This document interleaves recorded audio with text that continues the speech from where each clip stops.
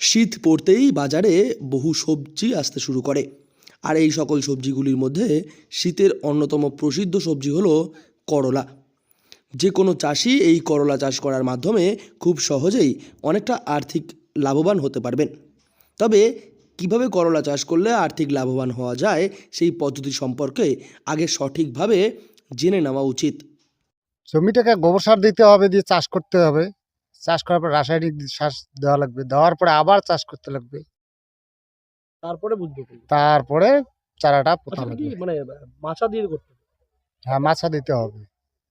কিরকম খরচ পড়ে মানে মোটামুটি 1 বিঘা জমিতে? 1 বিঘা জমিতে মোটামুটি ফার্স্ট টু লাস্ট যদি খরচ হয় 40,000 টাকা তো খরচা হবেই। লাভ কতটা পাওয়া যায়?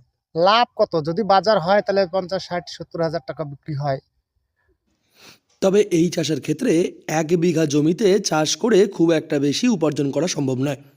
1 বিঘার বেশি জমিতে যদি চাষ করা যায় তবে সেক্ষেত্রে দ্বিগুণেরও বেশি লাভ করা সম্ভব খুব সহজেই। কারণ 1 বিঘা জমিতে চাষ করতে খরচ পড়ে আনুমানিক প্রায় 40,000 টাকা। তবে জমি থেকে খরচের দ্বিগুণ টাকা উপার্জন করা সম্ভব। তবে সেই জমি যদি বেশি পরিমাণে করা সম্ভব হয় তাহলে লাভের মাত্রাও অনেকটাই বেড়ে ওঠে। এখানে ঝসা রোগ আছে, কোকড়ানোটা আর ঝসা রোগটা। কি এটার ওষুধ কি? এটার ওষুধ পোকার জন্য পোকা একটা আছে, এটা কোকড়ানো ধরে, ওটা তো কদিন পোকার পর জন্য। পর করতে হবে? করলার স্প্রেটা মোটামুটি 4-5 দিন পর পর করতে লাগবে। এটা খরচ কিরকম পড়ে? 1 বিঘেতে মোটামুটি 1 বিঘা যদি জমি হয় সেখানে মোটামুটি 6 ট্যাঙ্কির মতো স্প্রে লাগবে। তবে এই গাছের ক্ষেত্রে রোগ পোকার আক্রমণ দেখতে পাওয়া যায় এক ধরনের।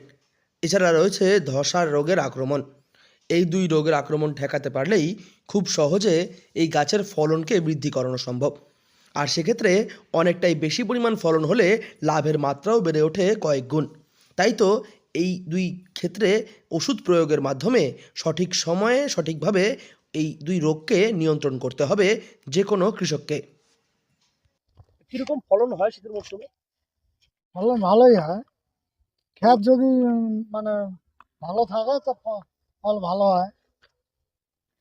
হ্যাঁ, আবার আনুমানিক প্রতিদিন কতটা করে ফসল বিক্রি হয়? প্রতিদিন হয় না, সপ্তাহে 2 তোলা করে দেওয়া যায়। আচ্ছা, 2 বার করে সপ্তাহে হয়। কতটা করে হয়? 500 কেজি। যদি কোনো কৃষক এই ফসল চাষ করার মাধ্যমে অধিক মুনাফা অর্জন করতে চান তবে খুব সহজেই তা করা সম্ভব। কোচবিহার থেকে সার্থক পণ্ডিতের রিপোর্ট, লোকাল 18 বাংলা।